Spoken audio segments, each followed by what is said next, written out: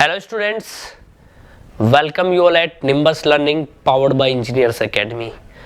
जैसा कि आपको सभी को पता है कि हमारी एक एसएससी जेईई कन्वेंशनल पेपर के लिए एक सीरीज चल रही है जिसमें हम लोग हमारे बेस्ट 2 क्वेश्चंस आपके लिए लेकर के आते हैं और उन 2 क्वेश्चन के साथ हम एक आपको असाइनमेंट भी देते हैं, ठीक है, जिसका आपको सॉल्यूशन टेलीग्राम ग्रुप के अंदर देना है और हम उसको भी दिखाएंगे। अगला जो वीडियो अपना आएगा उसमें मैं दिखा भी दूंगा कि किसका आंसर बेस्ट रहा। तो आप लोग टेलीग्राम ग्रुप में इसका आंसर जरूर शेयर करें, ठीक है। चेक कर लूंगा मैं और देख करके आपका जो बेस्ट आंसर होगा जिस भी बच्चे का, उसको मैं जरूर आपको अगले वीडियो के अंदर बताऊंगा, ठीक है। तो बात कर लेता हूं मैं my best 2 conventional questions for electrical engineering और सब्जेक्ट अपना रहेगा बच्चों मेजरमेंट। तो 2 क्वेश्चन तो मैं खुद करवाऊंगा आपको और 1 क्वेश्चन आपको खुद करना रहेगा, राइट। तो स्टार्ट करें इस वीडियो को।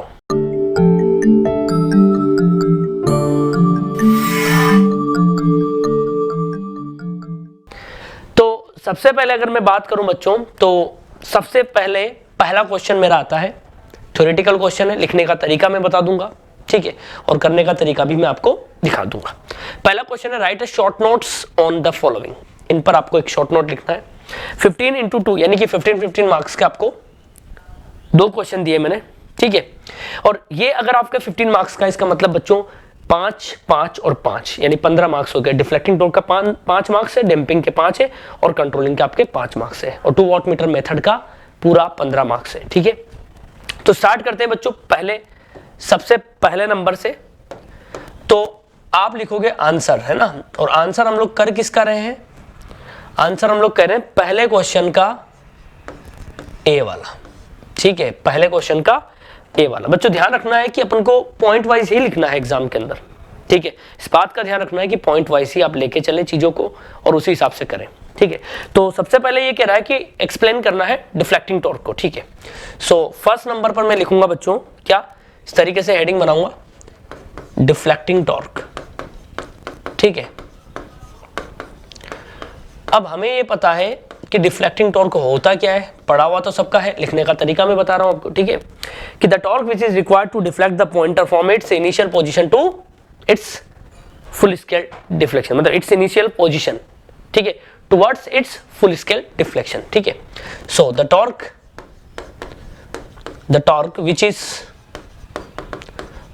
which is required to deflect the pointer from its initial position towards its full scale,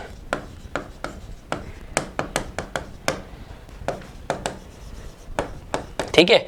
अगर बच्चों यही क्वेश्चन केवल डिफ्लेक्टिंग टॉर्क का आता और 15 नंबर में यही क्वेश्चन होता तो मुझे बहुत कुछ लिखना पड़ता, ठीक है, लेकिन ये केवल 5 मार्क्स का है तो लिखना उतना ही है, 5 मार्क्स उतना ही, ठीक है। अननेसेसरी बहुत ज्यादा भी नहीं लिखे, मार्क्स देख लो, मार्क्स के अकॉर्डिंग लिख दो, सीधी सी बात है। अगर डिफ्लेक्टिंग टॉर्क पर शॉर्ट नोट आता और आपसे कहता है कि नहीं आपको तो 15 मार्क्स का है क्वेश्चन, तो फिर अपन उसी वे में उसको लिखते हैं, ठीक है। तो यहां पर 5 मार्क्स का है तो मैं 5 मार्क्स के हिसाब से आपको लिखाऊंगा, ठीक है। There are the following methods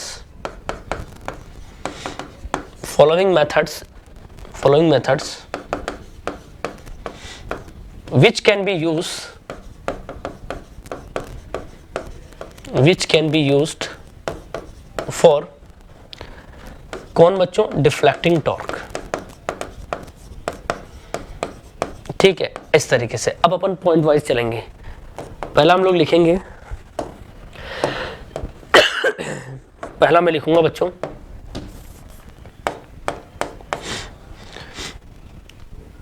magnetic field effect. कौन सा वाला बच्चों? मतलब थोड़ी समरी, मैग्नेटिक फील्ड इफेक्ट, ठीक है। मैग्नेटिक फील्ड इफेक्ट में क्या होता है कि when a current carrying conductor placed in the magnetic field it experiences a force known as Lorentz force, ठीक है। बस इतना ही लिखना है, ज्यादा भरनी नहीं कॉपी, है ना। When a current carrying conductor conductor placed in a magnetic field, it experiences a force. It experiences a force known as Lorentz force. ठीक है, और लेफ्ट हैंड रूल से डायरेक्शन निकालते हैं वो अलग बात है, उसको लिखने की जरूरत नहीं है। और अपन चाहे तो उसको एफ फैक्टर बराबर आई एल क्रॉस भी लिख सकते हैं ना, बस। और ज्यादा से ज्यादा अगर डिफाइंड करना हो तो लॉरेंज फोर्स को मैंने यहाँ एफ लिख दिया, समझ जाएगा। आई आपकी हो जाएगी current in conductor, current in conductor पूरा लिखना है, कंडक्टर को सी ऑन डी आर नहीं करना ऊपर, है ना, एम्पियर में। उसके बाद क्या आएगा बच्चों, L active length, active length of conductor, ये मीटर में आ जाएगा। और लास्ट आपका बी मैग्नेटिक फील्ड डेंसिटी, मतलब यूनिट्स के साथ है ना डेंसिटी, मतलब सामने वाले को एकदम देखते ही पता लग जाएगी हाँ परफेक्ट है डेंसिटी। और इसको अपन वेबर पर मीटर स्क्वायर या टेस्ला लिख सकते हैं, ठीक है। कहाँ यूज करते हैं ये भी आपको लिखना है, यूज्ड इन पीएमएमसी और ईएमएमसी, ठीक है। यहाँ इन दो में ये काम आता है। एमआई के अंदर हम magnetic field effect of force, है ना, magnetic field effect of attraction और रिपल्शन यूज में लेते हैं, तो वो लिख लेंगे अपन, है ना, magnetic field effect of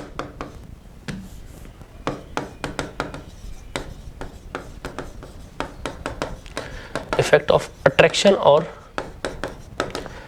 repulsion used in कहाँ बच्चों, यूज्ड इन एमआई। एमआई मतलब मूविंग आयरन, वो समझ जाएगा, इतना बड़ा लिखने की जरूरत नहीं, ठीक है। ये पहला वाला हो गया आपका। दूसरा कौन सा होगा बच्चों, थर्मल इफेक्ट हो जाएगा, ठीक है। अब थर्मल इफेक्ट में क्या है कि अपन बस मतलब काम की बातें लिखनी है कि थर्मल इफेक्ट वो इफेक्ट होता है जिसके अंदर टेम्परेचर का प्रभाव यूज में लिया जाता है। The effect of temperature is used, Hindi वाले हिंदी में लिख दे, वह उपकरण या वह प्रभाव जिसके अंदर तापमान का रोल रहता है, तापमान का इन्वॉल्वमेंट होता है, थर्मल इफेक्ट कहलाता है, ठीक है। सो क्या लिखोगे यहां पर, इन दिस इफेक्ट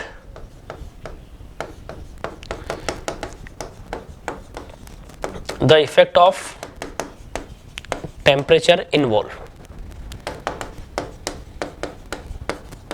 ठीक है। एग्जाम्पल यूज कहां करेंगे बच्चों, यूज करेंगे इन आपका hot wire type instrument, comma, और भी है आपके जैसे वो आरटीडी थर्मिस्टर हो गया, सारे नाम लिखने की जरूरत नहीं है, बोलोमीटर हो गया, बहुत सारे हैं, ठीक है। नंबर थर्ड आपका होता है बच्चों इंडक्शन इफेक्ट। सारे लिखने की जरूरत नहीं, मैं फिर भी कह रहा हूं, है ना।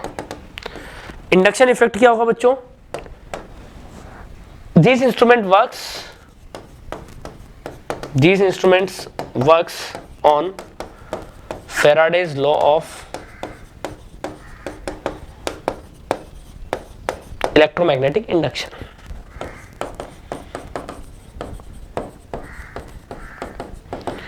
इंडक्शन जैसे कि आपका used in induction type energy meter, induction type energy meter, comma induction type watt metre,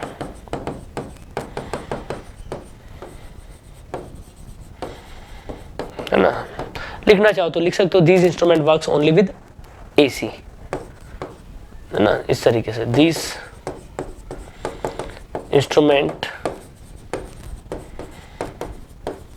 works with, किसके साथ बच्चों, वर्क्स विद एसी ओनली। थोड़ा सा आदतें सुधारनी पड़ेगी, यहाँ मैंने इंस्ट्रूमेंट लिख दिया, ठीक है, इंस्ट्रूमेंट नहीं पूरा लिखेंगे ना ढंग से, ठीक है, तो थोड़ा सा इस चीज का आप केयर करें, मतलब फिर भी ठीक है, थोड़ा लिखावट ऐसी रहे कि सामने वाले को थोड़ा अच्छा लगे देख के कॉपी को, ठीक है। 1 हो गया, 2 हो गया, 3 हो गया। Number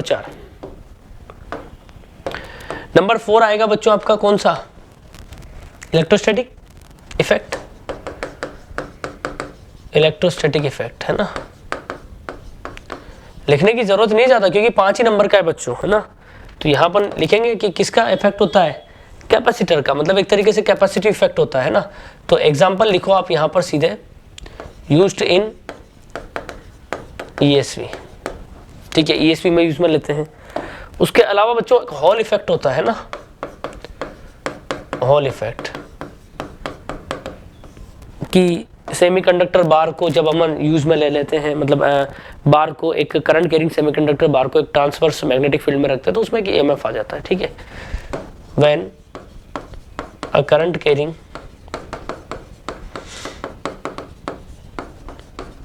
semiconductor bar placed in, placed, blessed नहीं, प्लेस्ड, है ना, placed in transverse magnetic field, transverse magnetic field, an EMF is induced. This effect used in, this effect used in कहाँ पर बच्चों, आपको पता होगा फ्लक्स मीटर, और एक बहुत इंपॉर्टेंट है Poynting vector type watt meter. और एक खास बात और बता दूं मैं आपको, है ना, सबसे फास्टेस्ट जो रिस्पॉन्स होती है वो इसी इफेक्ट पर बेस्ट इंस्ट्रूमेंट्स की होती है। बात समझ गए होंगे आप लोग, राइट, ठीक है। एक और लिख देता हूं आप लोगों के लिए, एक होता है इलेक्ट्रोलाइटिक इफेक्ट, इलेक्ट्रोलाइटिक इफेक्ट। इस इफेक्ट पर बेस्ड इंस्ट्रूमेंट जो होते हैं ना बच्चों, वो केवल डीसी पर काम करते हैं ना। दिस इफेक्ट यूज्ड इन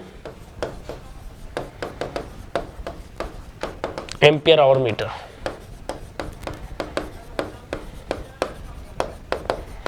और this instrument work only with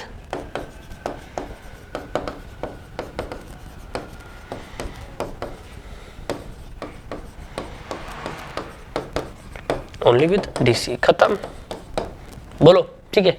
chemical effect,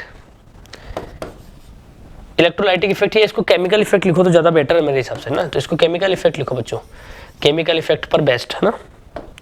and there are many other method, any effects, जैसे other effects are there, other effect also used for deflecting torque, such as frequency, और भी है बच्चों, frequency का भी use करते हैं, कभी कभी लाइट को भी यूज में लेते हैं, लाइट हो गई आपकी, ठीक है। तो कुछ ऐसे इफेक्ट्स भी है जो अपन नहीं पढ़ते लेकिन होते हैं, है ना, ठीक है, इत्यादि। तो इनको इस तरीके से लिखोगे, पूरे 5 नंबर का मैटर है। अब क्या नंबर काटेगा यार, क्या काटेगा बताओ, है? इतना लिखवा दिया बस, 5 नंबर खूब है, खूब है, इतनी जगह मिलेगी आपको, ठीक है, समझ गए बात को। इसके बाद अब मैंने ये आपको डिफ्लेक्टिंग टॉर्क बताया, इसके बाद अपना उसने दे रखा है डैम्पिंग। इसके बाद हम लोग लिखेंगे डैम्पिंग टॉर्क, ठीक है। अब पहले डैम्पिंग टॉर्क के कार्य लिखोगे कि इसका काम क्या होता है ना, कि डैम्पिंग टॉर्क का काम होता है कि ऑस्किलेशंस को जल्दी से डैम्प आउट करना। अपन को टॉर्क के बारे में बताना है, टॉर्क की विधियां बताना जरूरी नहीं है। उसने कहा राइट ए शॉर्ट नोट डैम्पिंग टॉर्क, ना कि डैम्पिंग टॉर्क की विधियां। तो अपन ज्यादा फोकस करेंगे डैम्पिंग टॉर्क पर कि उसी में समराइज हो जाए चीजें। लेकिन अगर यही क्वेश्चन 15 नंबर में होता तो फिर अपन थोड़ा डिटेल में बताते ना सारी चीजों को, फिर उसका मतलब होता है कि डैम्पिंग टॉर्क तो बताना ही है, साथ के साथ उसकी जो मेथड्स हैं उसको अचीव करने के वो भी आपको बताने हैं, ठीक है। तो the torque which is use, the torque which is used to damp out the oscillations of, कौन बच्चों, pointer, oscillations of pointer known as damping torque. एक लाइन और लिखेंगे for effective damping, for effective damping, damping torque जो है वो pointer की speed के प्रोपोर्शनल होना चाहिए। ठीक है, ये इंपॉर्टेंट लाइन है। For effective damping, damping torque should be proportional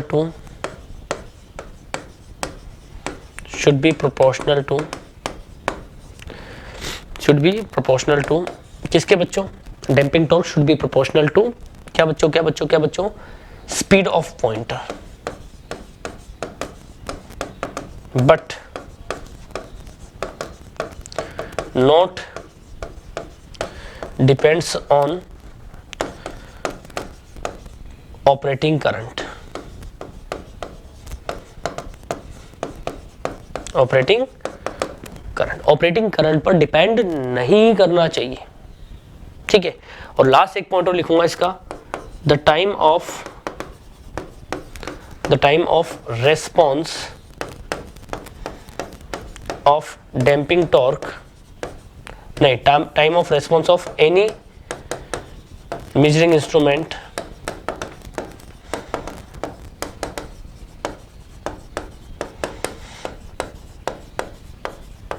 depends on कौन बच्चों? डैम्पिंग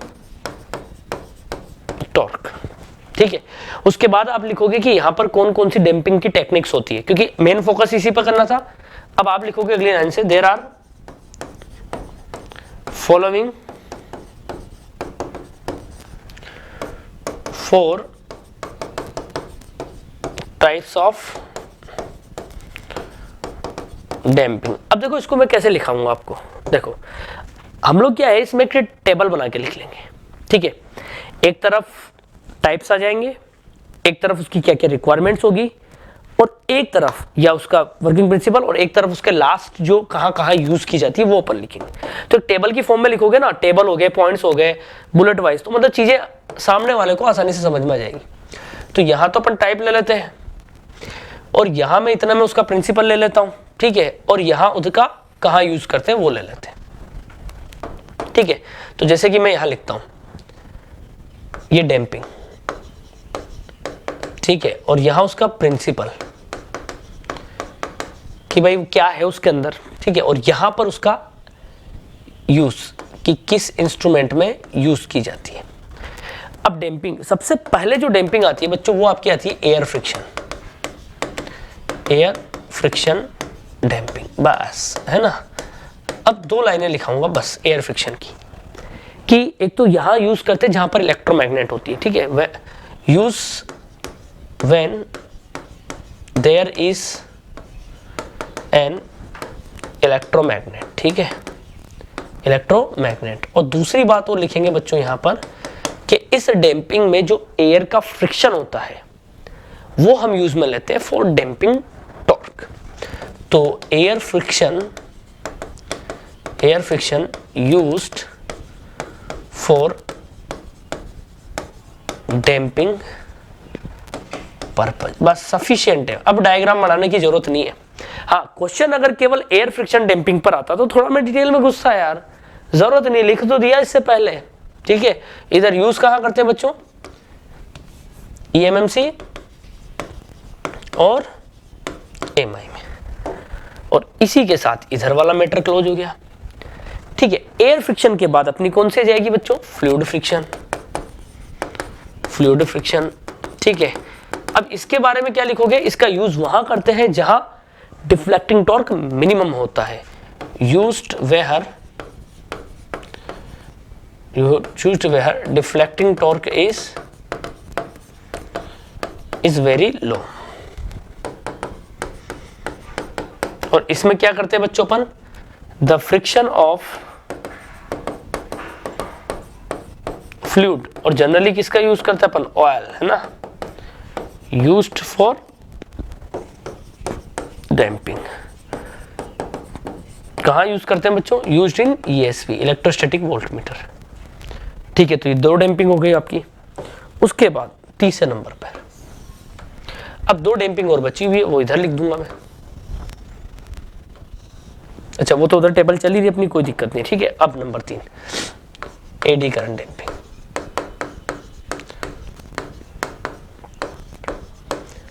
अब मुझे एक बात बताओ, एडी करंट डैम्पिंग के लिए हमें क्या करना पड़ेगा? For eddy current damping there must B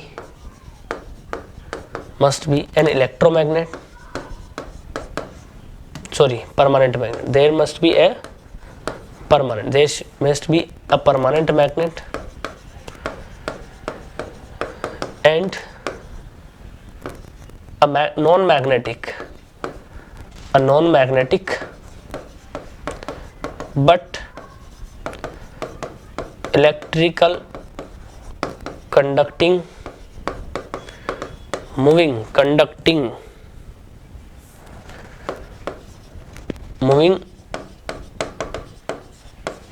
disc और फॉर्मर, दोनों अलग अलग चीज है, ठीक है। या तो डिस्क हो या फॉर्मर हो, ठीक है। किस पर बेस्ड होती है? लेंज लॉ पर। उन्हीं कारणों का अपोज करेगा जिसके कारण वो आया, तो बेस्ड ऑन लेंज लॉ। कहाँ यूज में लेते हैं बच्चों? पीएमएमसी और डीआर्सनवेल गैल्वेनोमीटर। एक आपका वो होता है बच्चों हॉट वायर टाइप इंस्ट्रूमेंट, ठीक है, ये जरूर ध्यान रखें। लास्ट कौन सी डैम्पिंग होती है बच्चों? इलेक्ट्रोमैग्नेटिक डैम्पिंग, ठीक है, इलेक्ट्रोमैग्नेटिक डैम्पिंग।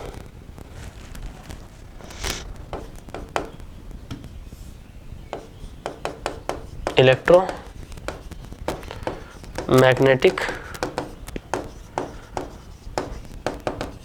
डैम्पिंग, ठीक है। अब इसमें क्या होना चाहिए? अ परमानेंट मैग्नेट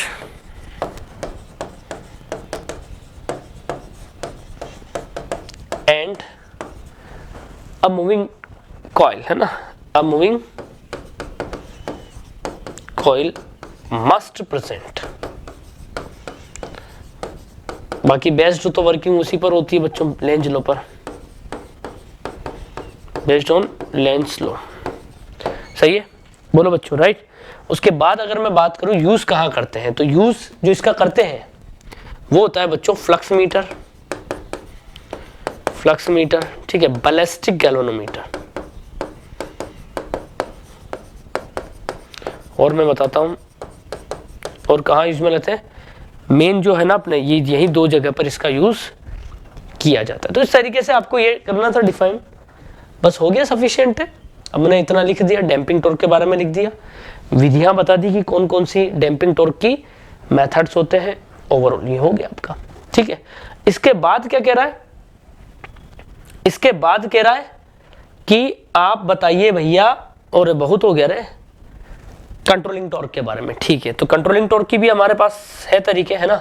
तो सबसे पहले हम लोग कंट्रोलिंग टॉर्क की बात करेंगे कि कंट्रोलिंग टॉर्क होता क्या है, क्या उसका यूज है और उसकी वही टेक्निक्स, मतलब बिल्कुल टेबल फॉर्मेट, टेबल्स हो गई, डायग्राम्स हो गए, बुलेट्स पॉइंट्स बना करके लिखना, ठीक है। एडवांटेज अलग, डिसएडवांटेज अलग, पूरे नंबर मिलेंगे, टेंशन मत लो। देवेश मंगल के 300 में से 275 नंबर आए थे, ठीक है।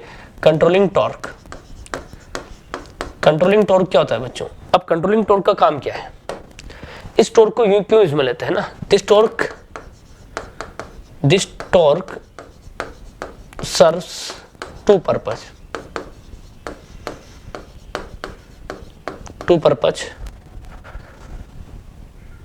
it make one is it make output proportional to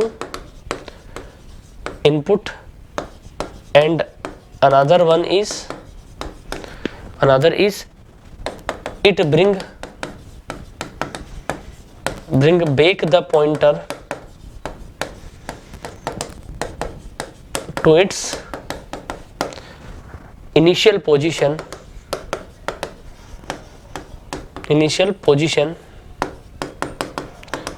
when input is not present, या व्हेन डिफ्लेक्टिंग टॉर्क इज 0,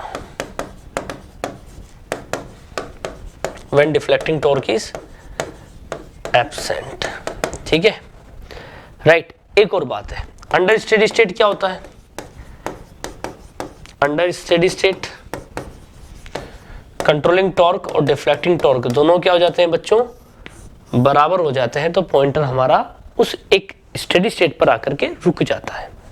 ठीक है, there are two techniques, there are two techniques for कौन सा टॉर्क बच्चों? Damping torque. अब कौन कौन सी टेक्निक्स है उनको भी आप टेबल की फॉर्म में बनाएं तो ज्यादा बेटर रहेगा। ठीक है, एक तरफ एक ले लूंगा, एक तरफ एक ले लूंगा, क्या दिक्कत है ना? पॉइंट वाइज लिख लेंगे, एक तरफ एक ग्रेविटी कंट्रोलिंग, एक तरफ स्प्रिंग कंट्रोलिंग। तो इधर अपन ले लेते हैं स्प्रिंग कंट्रोलिंग और इधर ग्रेविटी कंट्रोलिंग। ठीक है, अब अगर हम लोग बात करें तो कंट्रोलिंग टॉर्क का जो काम होता है वो तो अपन ने बना ही दिया है यहाँ पे। ठीक है, अब स्प्रिंग कंट्रोलिंग है तो controlling torque provided by spring है ना, controlling torque provided by spring, और ब्रैकेट में लिख देना हेलिकल भी हो सकती है और स्पाइरल भी हम लोग यूज में ले सकते हैं। ठीक है, और कंट्रोलिंग टॉर्क क्या होता है बच्चों? TC बराबर K इंटू थीटा, जहां पर थीटा को क्या बोलेंगे अपन? Deflection, angular deflection. अभी मैंने वो एंगुलर वाला लिखा तो कोई दिक्कत नहीं, यूनिट क्या आ जाएगी? रेडियन। K क्या होता है आपका? स्प्रिंग कांस्टेंट होता है,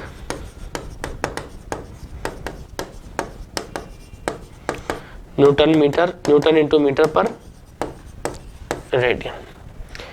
ठीक है, इधर अगर मैं बात करूं तो controlling torque is provided by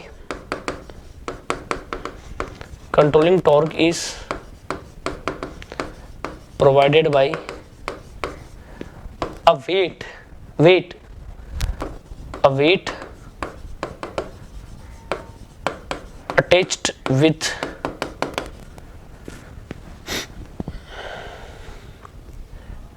with moving parts. ठीक है, कंट्रोलिंग टॉर्क का जो फॉर्मूला होता है बच्चों वो होता है TC बराबर mg L sin थीटा, जहां पर m हमारा होता है मास ऑफ कंट्रोल वेट, और ये किस में आ जाएगा? वैसे तो ग्राम में होता है लेकिन अपन यहाँ फॉर्मूले में तो किलोग्राम में रखेंगे ना। G ग्रेविटेशनल एक्सेलरेशन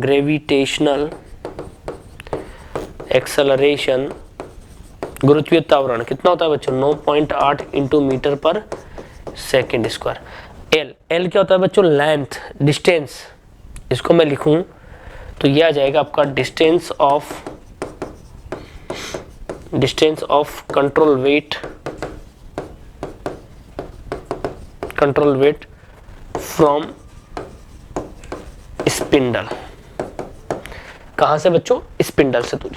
ठीक है, तो ये कहानी है इसकी इंपॉर्टेंट, बात समझ गए ना? ये कहानी है इसकी इंपॉर्टेंट। ठीक है, बाकी आप दो तीन बातें और ऐड कर सकते हो कि spring made by phosphor bronze, there is ageing effect, temperature effect. ठीक है, ऐड कर सकते हैं। स्प्रिंग मेड बाय, जगह बच रही ना मेरे पास, made by phosphor branch,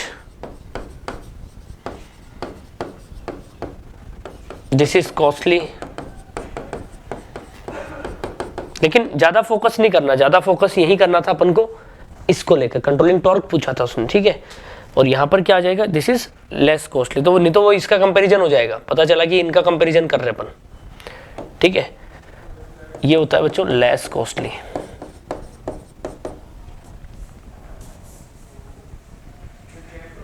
less costly. बात समझ गए क्या? ठीक है, तो ये थी मेरी कहानी आपके लिए। ये था क्वेश्चन नंबर 1 जो अभी हमने देखा था जस्ट फर्स्ट का ए वाला। अब right a short note on 2 watt meter method, यानी अपन को इसमें डेरिवेशन करना पड़ेगा। ठीक है, डेरिवेशन करके बताना पड़ेगा। अगर ऐसा आता right a short note on gravity control technique, तो मुझे ग्रेविटी कंट्रोलिंग टेक्निक पर एक डेरिवेशन करना पड़ता, न कि मैं टीसी बराबर mgl sin थीटा लिख देता। बात समझ गए क्या? ठीक है, तो यहां पर अब बी नंबर है आपका 2 वॉट मीटर मेथड। ठीक है, तो ये लो, तो पहले का अगेन आपका कौन सा जाएगा? आंसर है पहले का बी, 2 वॉट मीटर मेथड। अब इसके बारे में 2-3 लाइनें आपको लिखनी पड़ेगी बच्चों, 2-3 लाइनें आपको लिखनी पड़ेगी। किस कौन सी लाइनें? पहले ये कि ये कहाँ यूज आता है, ये इंपॉर्टेंट लाइन है। डेरिवेशन तो बाद में करना, पहले कहाँ यूज आता है। ठीक है, तो this method is used, this method is used और क्यों काम आता है ना, use for measurement of active power, reactive power. अब अपन क्या इसको पी लिख देते हैं ताकि अपने सारी कहानी वही खत्म हो जाएगी ना, बार बार लिखने की जरूरत नहीं पड़ेगी ना। Reactive power Q comma load power factor cos theta, load power factor angle theta, है ना, फॉर अ बैलेंस्ड या unbalanced load connected in star और delta with three phase three wire system. अब क्या छोड़ा यार, है पूरा समझा दिया एक ही बार में। समझ गए मेरी बात को? तो पहले लिखेंगे कि उसका पर्पस क्या है। ठीक है, अब अपन आएंगे डेरिवेशन पर अपने। ठीक है, अब डेरिवेशन के लिए तो अपन को मानना पड़ेगा। ठीक है, सो फॉर, अगला पॉइंट बना के लिखूंगा। ठीक है, for the expression of the watt meter readings we assume star connected, है ना, जो करते हैं क्लास में वही। we assume a star connected balanced load with phase sequence बतानी पड़ेगी बच्चों। फेज सीक्वेंस इस आर वाई और बी, ये इंपॉर्टेंट लाइन है। फेज सीक्वेंस नहीं मेंशन करोगे तो फिर डेरिवेशन कर कैसे पाओगे। ठीक है, अब अपन को करना क्या है बच्चों, अब अपन को काम चालू करना है। रेड है ना, आर, ये मान लो आर, ठीक है, डेरिवेशन कराऊंगा ना, ये मान लो वाई और ये मान लो आप बी। ठीक है, तो मेरा किस में कनेक्ट करना है भैया इसको? सर इसको स्टार में कनेक्ट करना है। कर रहा हूं, स्टार में कर रहा हूं।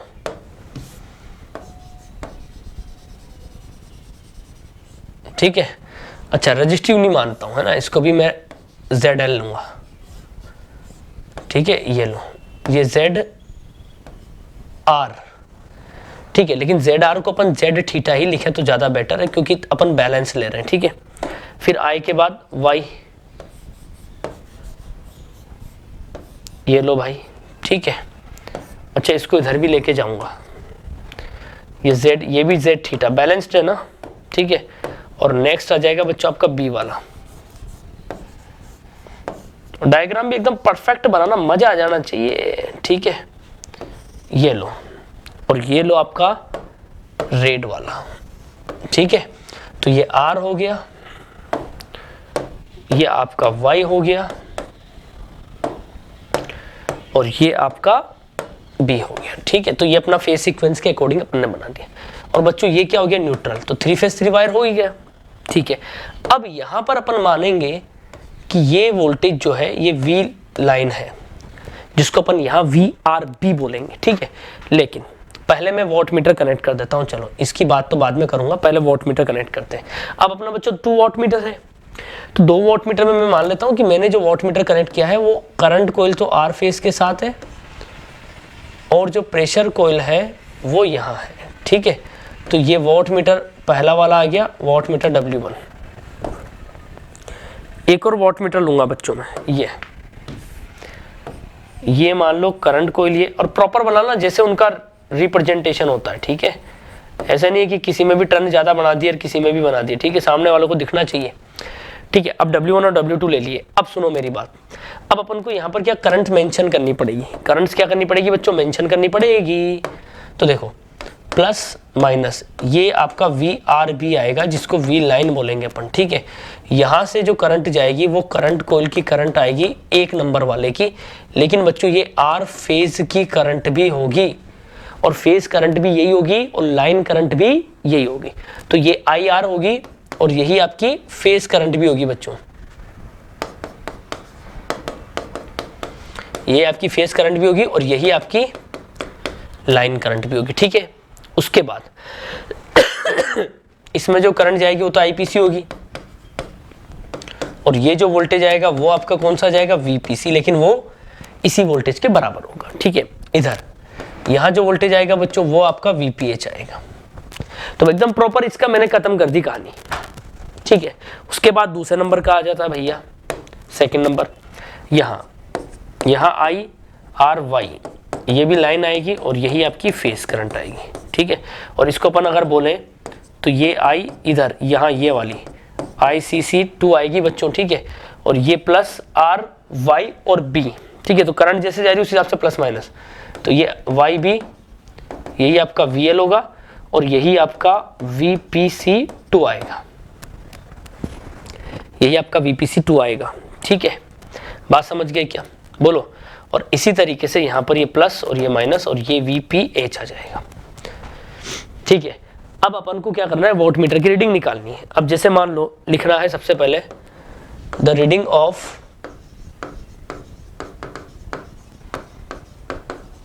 वॉट मीटर W1, ठीक है, W1 की रीडिंग।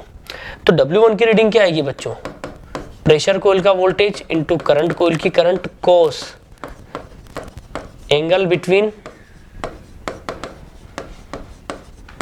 प्रेशर कॉइल का वोल्टेज एंड करंट कॉइल की करंट। अब ऐसा नहीं लिखना है, W1 निकाल रहे हो तो ICC1 आएगा और यहाँ एंगल निकाल रहे हो तो फेजर बनाना, क्योंकि एंगल हमेशा फेजर में आता है। तो angle between VPC1 phasor and ICC1 phasor, ठीक है, इतना आपको करना है। अब अपन को क्या है कि VPC1 हियर लिखेंगे, VPC1 किसके बराबर है, VL, और वही VRY के बराबर है, ठीक है बच्चों। देखो आप बोले सॉरी RB के बराबर है, किसके बराबर है, VRB के बराबर है, ठीक है। ICC1 किसके बराबर है, वही IL के बराबर है और वही YIPH के बराबर है, ठीक है। तो अब अपन को मेन एंगल भी एंगल निकालना है, ठीक है। अब एंगल कैसे निकालेंगे, सुनो, अपन क्या करेंगे, फेज वोल्टेज को रेफरेंस लेंगे, है ना। यहां सपोज किया अपन ने VR बराबर VM 0 डिग्री, VY बराबर VM माइनस 120 डिग्री और VB बराबर VM माइनस 240 डिग्री, ठीक है। तो उसके अकॉर्डिंग मैं यहाँ क्या करूँगा, फेजर डायग्राम बनाऊंगा। फेजर डायग्राम में रेडी करता हूँ। देखो VR सबसे पहले R आ जाएगा, ये लो R, ये कौन आ गया बच्चों, VR। फिर कौन आएगा, VR के बाद VY,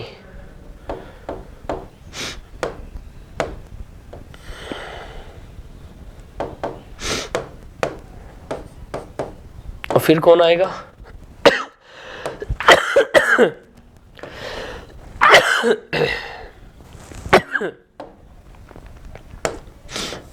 VB आएगा। VB आएगा, ठीक है। अब अपन को IR लेना है। अब IR के लिए मैं मान लेता हूं ये जो इंपिडेंस है, suppose the load is lagging. अब लैगिंग का मतलब क्या हुआ? मतलब ये हुआ कि IPH lags by angle phi, ये थीटा, अपन ने थीटा लिया था ना, थीटा विद रेस्पेक्ट टू कौन बच्चों? VPH, ठीक है। तो VPH के रेस्पेक्ट में लैग करेगा, तो VR इधर आ गया, VPH यही तो VPH है बच्चों, है ना। तो IPH क्या करेगा बच्चों? इससे लैग करेगा, जो कि अपन IR लेंगे, कितने एंगल से? थीटा एंगल से। एक्चुअली IR है ना, वही हमारा IC1 के बराबर है। अगर मैं यहां इनको नहीं लिखूं, इतना ना लिखूं, तो यहां मैं IR लिख सकता हूं, सीधी सी बात है, ठीक है। तो IC1 किसके बराबर है? IR के बराबर है। तो अपना तो IR ही बन गया ना, यही IC1 आ गया, ICC1 आ गया। कितने एंगल से लैग करा दिया? थीटा से। समझ गए बात को? अब अपन को क्या चाहिए बच्चों? VR भी चाहिए। अब VR भी किसके बराबर आएगा? VR minus VB। तो VR माइनस VB, तो VB को माइनस करो भैया, VB का माइनस करो, VB का माइनस इधर आएगा, आ गया। अब VB का माइनस जैसे आया इसको ऐड कर दो, ठीक है। तो इसको अपन यहां रखेंगे, ऐसे यहां रखा, ठीक है। और रिजल्टेंट जो आएगा वो ये आएगा बच्चों, ये वाला, ये जो रिजल्टेंट मैंने बनाया ना रेड व्हाइट कलर में, ये आपका आएगा VRB, क्योंकि ये माइनस VB है, समझ लो। अब ये जो एंगल था आपका कितना डिग्री था? 60 डिग्री था ना, तो ये कितना डिग्री आएगा? 30 डिग्री आएगा, बिल्कुल सेंटर से जाएगा ना आधा। बोलो, तो अपन को तो एंगल जो है किस किस के बीच का चाहिए? किस किस के बीच का एंगल हमें चाहिए? IC1 और VRP के, इन दोनों के बीच का एंगल अपन को चाहिए, ठीक है। तो ये भी 30 आएगा, और इधर अगर अपन ये वाला बनाए, ये वाला, ये वाला, ये वाला, ये अपना 30 हो गया, ये भी 30 हो जाएगा। तो इन दोनों के बीच का एंगल तो अपना क्या आ जाएगा? 30 माइनस थीटा आ जाएगा, 30 माइनस थीटा आ जाएगा। तो मैं ये कहना चाह रहा हूं कि W1 की जो रीडिंग अपनी बन जाएगी ना, वो बन जाएगी VRB into IR cos 30 minus theta. लेकिन हमें ये पता है कि ये लाइन वोल्टेज है, ये लाइन करंट है, लाइन ऑफ फेज करंट है। तो W1 की रीडिंग क्या बनेगी आपकी? VL IL cos 30 minus 30 degree minus theta. Here V line किसके बराबर हो जाएगा? √3 VPH के, और I लाइन किसके बराबर हो जाएगा? IPH के। तो W1 की रीडिंग क्या बन जाएगी? √3 VPH IPH cos 30 minus theta. एक ये बना दो और एक ये लिख दो, ठीक है। और यहां VL लिख दो, लाइन वैल्यू ऑफ वोल्टेज, और I लाइन क्या लिख दो? लाइन वैल्यू ऑफ करंट, ठीक है। उसके बाद एक और चीज है बच्चों, VPH phase value of voltage, और IPH क्या बनेगा बच्चों?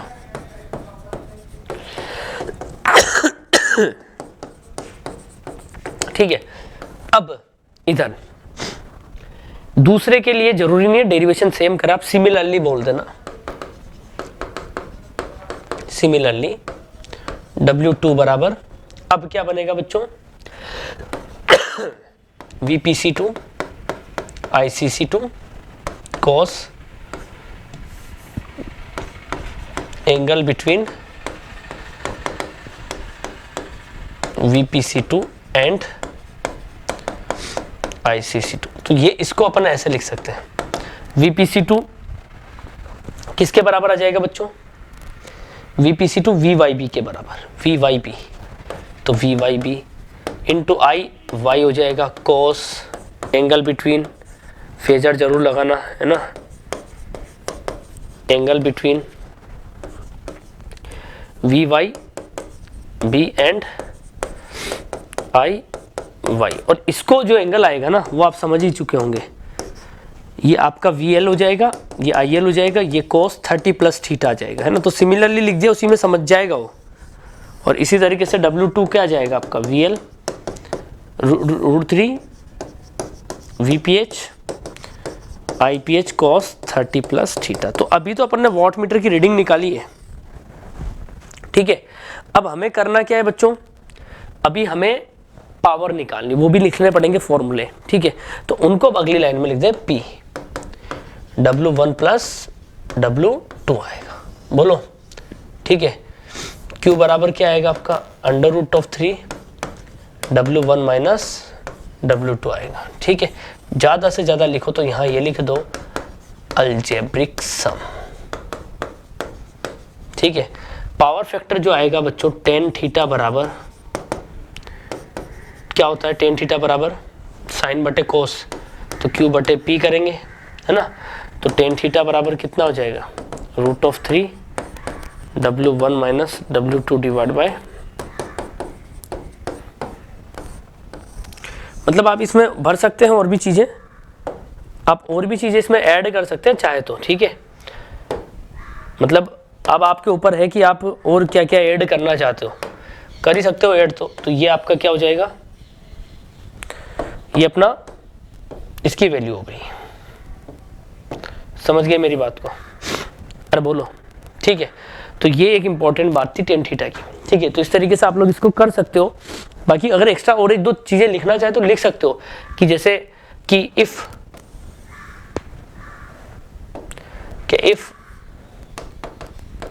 पावर फैक्टर का मान 0 से ज्यादा, है ना, इस तरीके से लिख सकते हो। लेकिन 15 मार्क्स का मतलब है कि आपको डेरिवेशन करना है।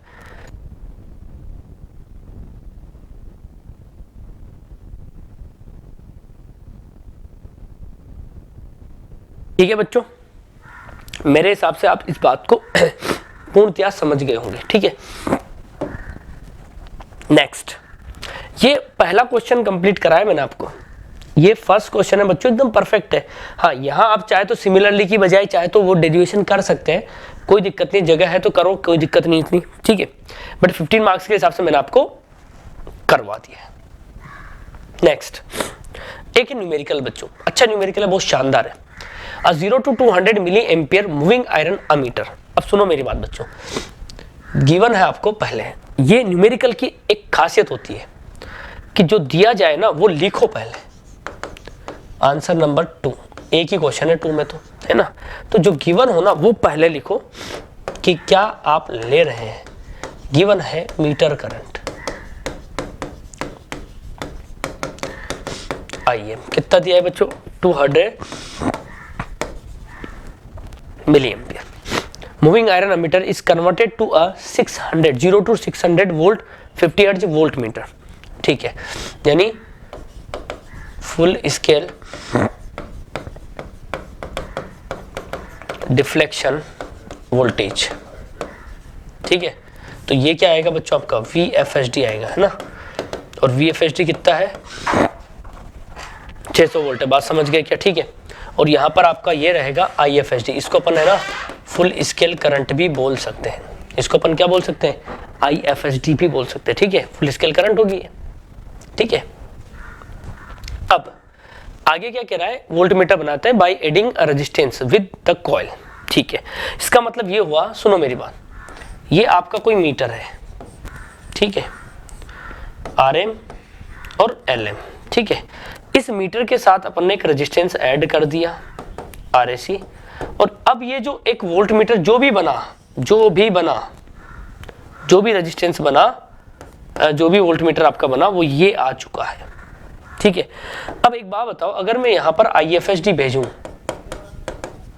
तो मेरी तो ये रेंज तो इसके अकॉर्डिंग तो ये बनी ना बच्चों VFSD, ठीक है भाई। 600 वोल्ट तक नाप रहा है तो ये VFSD होगा, ये आपका ये IFSD होगा, ये RM, ये LM और ये RAC होगा।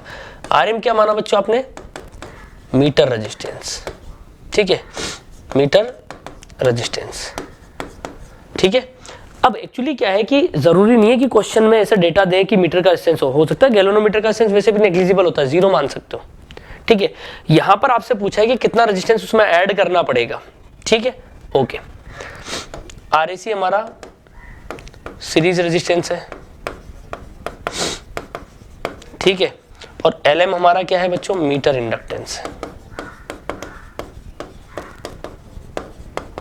ये हमारा हेनरी में है, ये हमारा ओम में है, ये भी हमारा ओम में, ठीक है। अब अगर आपसे मैं मीटर का इंपीडेंस पूछूं, टोटल आएगा बच्चों, वो तो टोटल निकल के आएगा, ठीक है।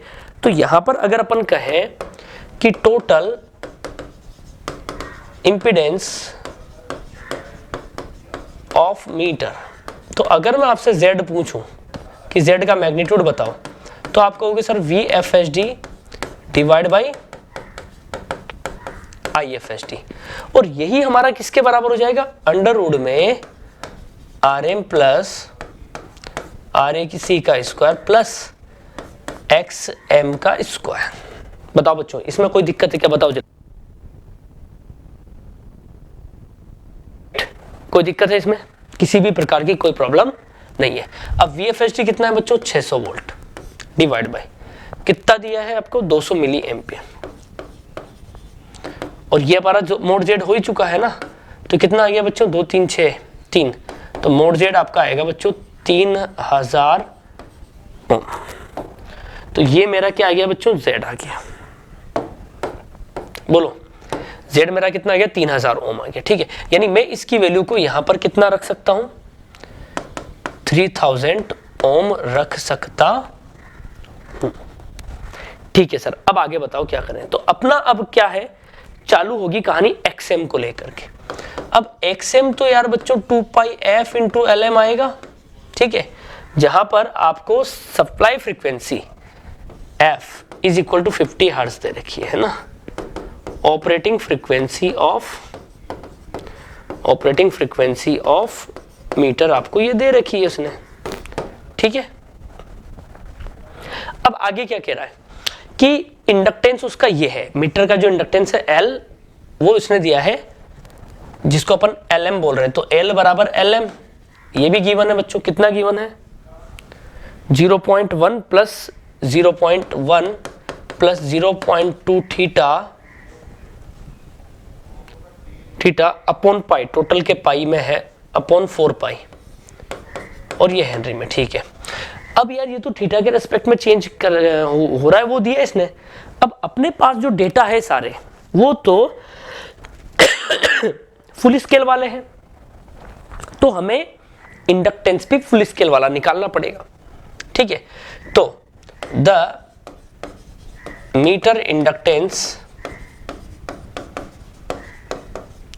ये हेनरी में है बच्चों, है ना, meter inductance at full scale कितना आएगा। अब मैं LM लेने लग जाऊंगा, है ना, 0.1 plus 0.2 into theta FSD divide by 4 पाई, और ये किस में आ जाएगा, हेनरी में। आगे क्या कह रहा है भाई क्वेश्चन में, वह theta is the deflection in radian, radian में है बच्चों तो रेडियन में रखूंगा। The total angular span of the meter is 100 degree, 100 degree है भैया टोटल स्पेन, ठीक है। फाइंड द सीरीज रेजिस्टेंस, ठीक है। अब 100 डिग्री का मतलब 600 वोल्ट पर है, तो 100 degree is theta FSD given है, अगेन गिवन है क्या बच्चों, थीटा FSD बराबर 100 डिग्री। ये सब स्टार्टिंग में लिख दिया अपने एक तरीके से, ठीक है। अब 100 डिग्री को तो डिग्री नहीं रखना है ना बच्चों, रेडियन में दे रखा ना उसने, तो इसको रेडियन बनाओ, तो 100 गुना पाई बटे 180 कितना आएगा बच्चों, इसको आपको कैलकुलेटर से करना ही पड़ेगा, ठीक है, इसको आपको कैलकुलेटर से करना पड़ेगा।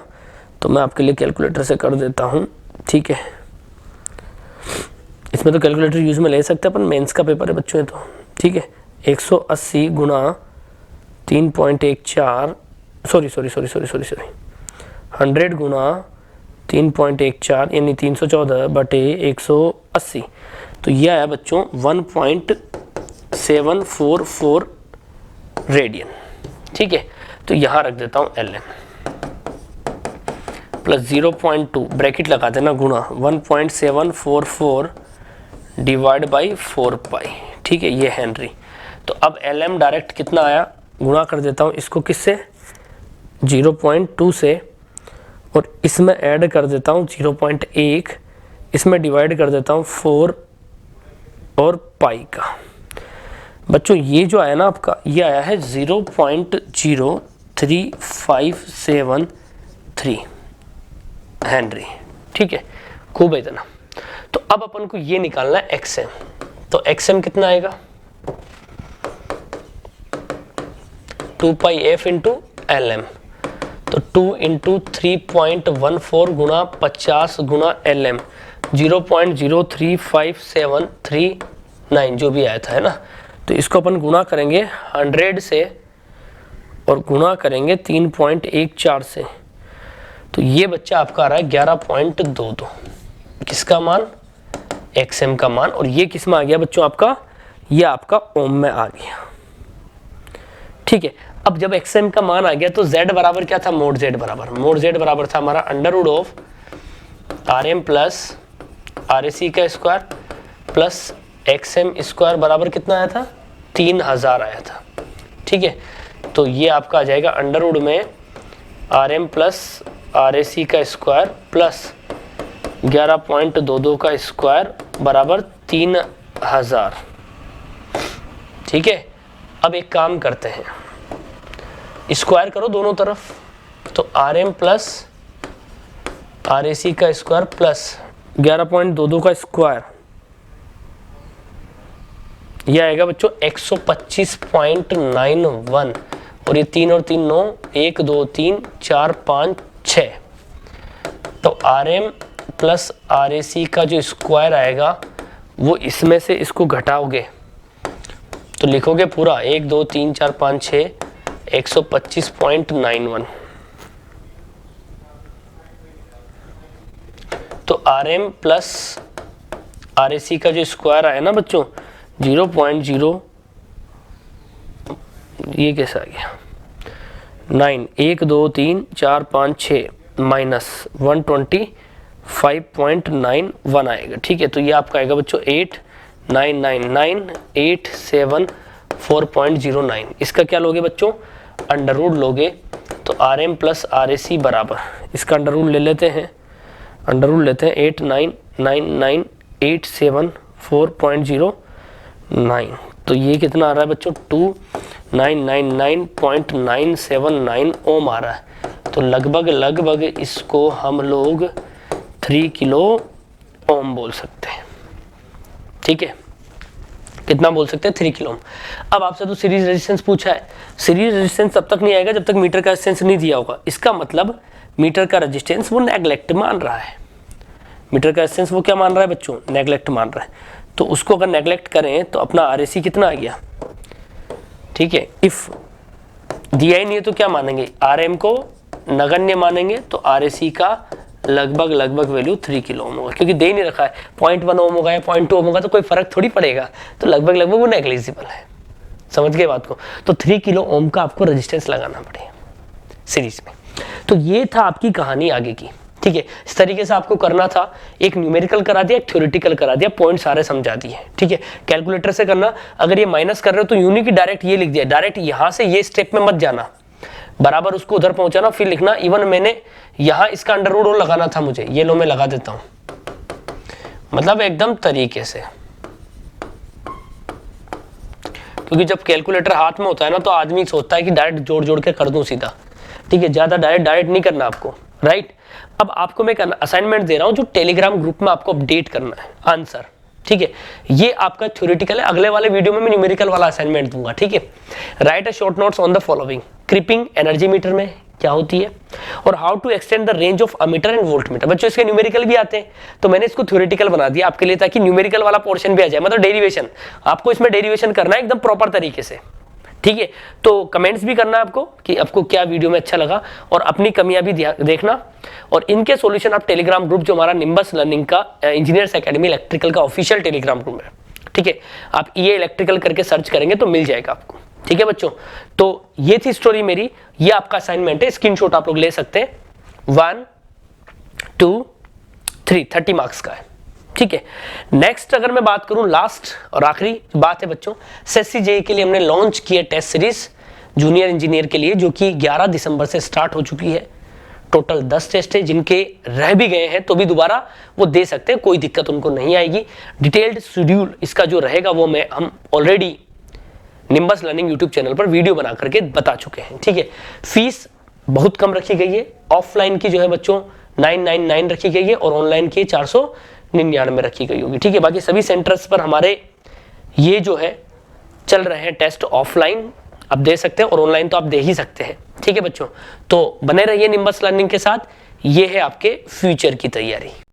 If you really like the video, please hit the like button, share the video, subscribe to our YouTube channel and press the bell icon for the latest updates. Thank you.